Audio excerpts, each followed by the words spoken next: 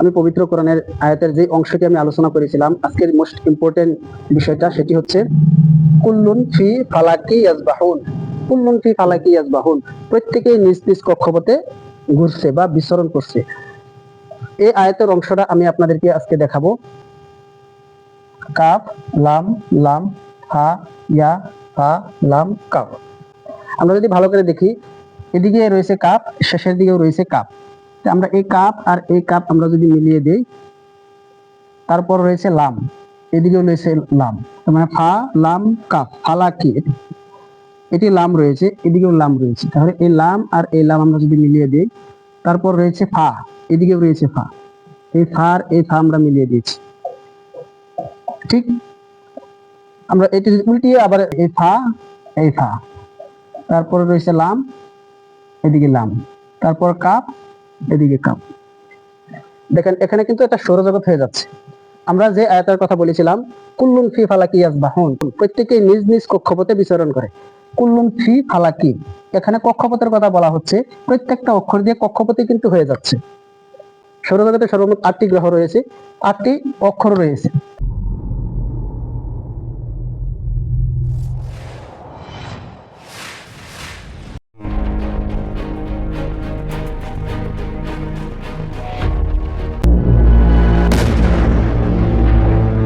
সৌরজগৎ সম্পর্কে সূরা ইয়াসিনের বিস্ময়কর বর্ণনা, যা প্রমাণ করে আল কোরআন সত্যি আল্লাহর কালাম। আলহামদুলিল্লাহ ওয়াসসালাতু ওয়াসসালাম আলা রাসূলিল্লাহ ওয়া আলা আলিহি ওয়া সাহবিহি আজমাইন, আম্মা বা'দ। আউযু বিল্লাহি মিনাশ শাইতানির রাজীম। বিসমিল্লাহির রহমানির রহিম। লা শামসু ইয়ানবাগি লাহা আন তুদরিকাল কামারু ওয়া লাল লাইলু সাবিকুন নাহার ওয়া কুল্লুন ফি ফালাকি ইয়াসবাহুন। রাব্বি ইশরাহ লি সাদরি ওয়া ইয়াসসির লি আমরি ওয়াহলুল উকদাতাম মিন লিসানি ইয়াফকাহু কাওলি। সম্মানিত দর্শক শ্রোতা, বিভিন্ন সোশ্যাল প্ল্যাটফর্ম থেকে যারা আমার এই ভিডিওটি দেখছেন, সবাইকে স্বাগত জানাই দ্য ওয়ে অফ ইসলামে। আসসালামু আলাইকুম ওয়া রাহমাতুল্লাহি ওয়া বারাকাতুহু। আমি প্রথমে যে আয়াতটি তেলাওয়াত করেছিলাম, পবিত্র কোরআনের সূরা ইয়াসিন 36 নম্বর সূরার 40 নম্বর আয়াত। এই আয়াতে যা বলা হচ্ছে সেটি হচ্ছে সৌরজগৎ সম্পর্কে। পবিত্র কোরআনে সৌরজগৎ সম্পর্কে বিস্তারিতভাবে বলা হয়েছে। আসুন আমরা আগে সৌরজগৎ সম্পর্কে কিছু তথ্য জেনে নিই, তারপর আমরা পবিত্র কোরআনে সৌরজগৎ সম্পর্কে যা বলা হয়েছে তা নিয়ে আমরা আলোচনা করব। ছোটবেলা আমরা স্কুলে পড়েছিলাম সৌরজগতের সর্বমোট 9টি গ্রহ রয়েছে, যেমন বুধ, শুক্র, পৃথিবী, মঙ্গল, বৃহস্পতি, শনি, ইউরেনাস, নেপচুন, প্লুটো। প্লুটো হচ্ছে সৌরজগতের সবচাইতে দূরের একটি গ্রহ, যা অত্যন্ত ঠান্ডা, অত্যন্ত ছোট। আমেরিকার রাষ্ট্রনামার ক্লেরি থাম্বাক নামের এক বিজ্ঞানী 1930 সালে আবিষ্কার করেন প্লুটো নামের এই গ্রহটি। তখন থেকেই সৌরজগতের 9ম গ্রহ হিসেবে স্থান লাভ করে। কিন্তু 2006 সালে প্লুটোকে 9ম গ্রহের স্থান থেকে তাকে সরিয়ে দেওয়া হয়। তারপর থেকেই সৌরজগতের সর্বমোট 8টি গ্রহ রয়েছে। সুদীর্ঘকাল ব্যাপী ইউরোপীয় দার্শনিক আর বিজ্ঞানীগণ বিশ্বাস করতেন যে মহাবিশ্বের কেন্দ্রে পৃথিবী স্থির অবস্থায় বিদ্যমান রয়েছে এবং সূর্য ও অন্যান্য গ্রহ তার নিজস্ব কক্ষপথে বিচরণ করছে বা ঘুরছে। পাশ্চাত্য জগতের মহাবিশ্বের এই ভূকেন্দ্রিক মতবাদ খ্রিস্টপূর্ব 2য় শতাব্দীতে টলেমির সময় থেকে ব্যাপক হারে প্রচলিত ছিল। এরপর 1512 খ্রিস্টাব্দে নিকোটাস কোপার্নিকাস তিনি সূর্য কেন্দ্রিক মতবাদ নিয়ে আসলেন, সূর্য কেন্দ্রিক মতবাদ প্রদান করেন। সেই মতবাদে বলা হয়েছে যে সূর্য সৌরজগতের কেন্দ্রবিন্দু এবং সূর্য স্থির রয়েছে। সূর্য তার নিজস্ব কক্ষপথে ঘুরে না, সূর্য স্থির রয়েছে। এরপর 1609 খ্রিস্টাব্দে জার্মান বিজ্ঞানী ইউহার্নাস কেপলার অ্যাস্ট্রোনমিয়া নোভা নামে একটি আর্টিকেল প্রকাশ করেন। তিনি সেই আর্টিকেলে বলেছিলেন যে সূর্য তার নিজস্ব কক্ষপথে ঘুরে না, সূর্য স্থির রহিয়াছে এবং সূর্যকে কেন্দ্র করে বাকি পৃথিবী এবং অন্যান্য গ্রহ নিজ কক্ষে চারপাশে প্রদক্ষিণ করছে। বর্তমানের যে আধুনিক বিজ্ঞান এক বিশেষ টেকনোলজির মাধ্যমে প্রমাণ করার পর আমরা যা জানতে পেরেছি, পৃথিবী এবং সূর্য তার নিজস্ব কক্ষপথে শুধু ঘুরে না, সকল গ্রহই নিজ নিজ কক্ষপথে ঘুরছে, প্রদক্ষিণ করছে বা সন্তরণ করছে। দীর্ঘকাল ব্যাপী ইউরোপীয় দার্শনিকগণ বিশ্বাস করতেন যে পৃথিবী নিজ অক্ষের চারপাশে ঘুরে না, স্থির রহিয়াছে। এবং 1512 খ্রিস্টাব্দে নিকোটাস কোপার্নিকাস তিনি যে তথ্য দিয়েছিলেন, সূর্য তার নিজস্ব কক্ষপথে ঘুরে না, সূর্য স্থির রহিয়াছে। এবং তারপর ইউহার্নাস কেপলার তিনি অ্যাস্ট্রোনমি নোভা নামে একটি আর্টিকেল প্রকাশ করেন। তিনি সেই আর্টিকেলে বলেছিলেন যে সূর্য তার নিজস্ব কক্ষপথে ঘুরে না, সূর্য স্থির রহিয়াছে। বর্তমানের আধুনিক বিজ্ঞান যা আবিষ্কার করেছে, সেই আবিষ্কারের পর আগেকার যে তথ্য ছিল এবং মতবাদ ছিল সম্পূর্ণ বাতিল হয়ে যায়। আর বর্তমানের যে আধুনিক বিজ্ঞানে প্রমাণ করার পর আমরা জানতে পেরেছি যে প্রত্যেকেই নিজ নিজ কক্ষপথে ঘুরছে। এখন আমরা জানবো যে পবিত্র কোরআনে সৌরজগৎ সম্পর্কে আসলে কি বলা হয়েছে। পবিত্র কোরআন নাজিল হয়েছিল 7ম শতাব্দীতে। সেই সময় মানুষের জ্ঞান এবং বিজ্ঞান ছিল খুবই নিম্নমানের। যেমন সেই সময় মানুষ বিশ্বাস করত যে পৃথিবীর সমতল এবং শুক্রাণুর মধ্যে ছোট্ট একটি মানুষ রয়েছে যা মায়ের পেটে গিয়ে বড় হয়, আঘাত লাগে মস্তিষ্ক ইত্যাদি ইত্যাদি কুসংস্কারে ভরা সমাজ ছিল। আর সেই সময় পবিত্র কোরআন যে তথ্য দিয়েছে, সেই তথ্য বর্তমানের আধুনিক বিজ্ঞানের সাথে হুবহু মিলে যাচ্ছে। বরং বিজ্ঞান যেখানে ব্যর্থ হচ্ছে, পবিত্র কোরআন সেখানে সঠিক তথ্যটাই দিচ্ছে।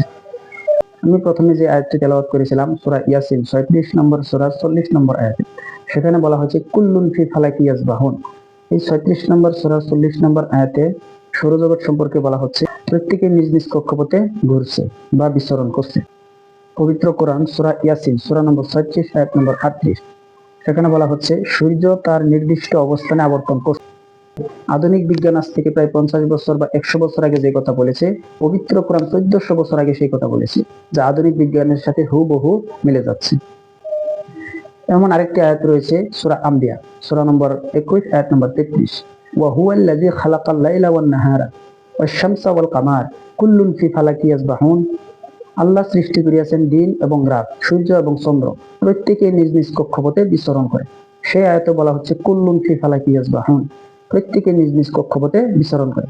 চিন্তা করেন, আধুনিক বিজ্ঞান যা প্রমাণ করেছে 50 বা 100 বছর আগে, পবিত্র কোরআন তা বলেছে 1400 বছর আগে, যা আধুনিক বিজ্ঞানের সাথে হুবহু মিলে যাচ্ছে।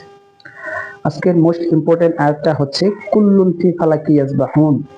এখানে কুল্লুন শব্দটা বলা হয় তখন যখন যে বিষয়ে কথা বলা হচ্ছে সেই বিষয়ের প্রত্যেকটা বস্তুকে বোঝানোর জন্য কুল্লু ব্যবহার করা হয়। যেমন পবিত্র কোরআনের সূরা আল ইমরান সূরা নম্বর 3 আয়াত নম্বর 185 বলা হচ্ছে কুল্লু নাফসিন যায়কাতুল মাউত, প্রত্যেক জীবকে মৃত্যুর স্বাদ গ্রহণ করিতে হইবে। সেখানে কুল্লু ব্যবহার করা হচ্ছে। কুল্লুন মানে প্রত্যেক জীব বলতে যা আছে সব জীবকে বলা হচ্ছে মৃত্যুবরণ করতে হবে। এখন কুল্লু ফালাকি ইয়াসবাহুন, প্রত্যেকে নিজ নিজ কক্ষপথে বিচরণ করে। তার মানে হচ্ছে সৌরজগতে যতগুলি গ্রহ রয়েছে সকল গ্রহ নিজ নিজ কক্ষপথে ঘুরছে, সে কথাই বোঝানো হচ্ছে কুল্লু শব্দ দিয়ে। এখন ইয়াসবাহুনের মূল শব্দ হয়েছে সাবাহা, আর তার মাজদা হয়েছে সাবহুন। সাবহুন শব্দ এমন শব্দ যা কোনো বস্তুর গতি বোঝাতে ব্যবহার করা হয়। ইয়াসবাহুন শব্দ যদি আমরা জমিনে কোনো মানুষের ক্ষেত্রে ব্যবহার করি, তার মানে এটা বোঝাবে না যে সে গড়াচ্ছে, তার মানে সে মাটিতে হাঁটছে। যদি আমরা পানিতে ইয়াসবাহুন শব্দটা ব্যবহার করি, তাহলে এটা বোঝাবে না যে তিনি ভাসছেন, তার মানে তিনি সাঁতার কাটছেন। আর যদি আমরা আকাশে বা সৌরজগতে গ্রহ নক্ষত্রের ক্ষেত্রে যদি আমরা ইয়াসবাহুন শব্দটা ব্যবহার করি, তার মানে এটা বোঝাবে না যে তারা সেখানে ভাসছে, তার মানে তারা নিজস্ব কক্ষপথে ঘুরছে। যেভাবে সূর্য চন্দ্র পৃথিবী সৌরজগতের গ্রহগুলো যেভাবে ঘুরে, ঠিক সেভাবে ঘুরছে বোঝানোর জন্য ইয়াসবাহুন শব্দটি ব্যবহার করা হয়েছে। এখন আমরা আপনাদের সামনে একটি আয়াতের কিয়দাংশ আপনাদের সামনে তুলে ধরবো। কুল্লুন ফি ফালাকি ইয়াসবাহুন। আমি পবিত্র কোরআনের আয়াতের যে অংশটি আমি আলোচনা করেছিলাম, আজকের মোস্ট ইম্পর্টেন্ট বিষয়টা সেটি হচ্ছে কুল্লুন ফি ফালাকি ইয়াসবাহুন। কুল্লুন ফি ফালাকি ইয়াসবাহুন, প্রত্যেকে নিজ নিজ কক্ষপথে ঘুরছে বা বিচরণ করছে। এই আয়াতের অংশটা আমি আপনাদেরকে আজকে দেখাবো। কাফ লাম লাম হা ইয়া হা লাম কাফ। আমরা যদি ভালো করে দেখি, এদিকে রয়েছে কাফ, শেষের দিকেও রয়েছে কাফ। আমরা এই কাপ আর এই কাপ আমরা যদি মিলিয়ে দিই, তারপর রয়েছে লাম, এদিকেও রয়েছে লাম, মানে ফা লাম কাপ, ফালাকি, এটি লাম রয়েছে, এদিকেও লাম রয়েছে। তাহলে এই লাম আর এই লাম আমরা যদি মিলিয়ে দিই, তারপর রয়েছে ফা, এদিকেও রয়েছে ফা, এই ফা আর এই ফা আমরা মিলিয়ে দিয়েছি। ঠিক আমরা এটি উল্টিয়ে আবার এই ফা, তারপর রয়েছে লাম, এদিকে লাম, তারপর কাপ, এদিকে কাপ।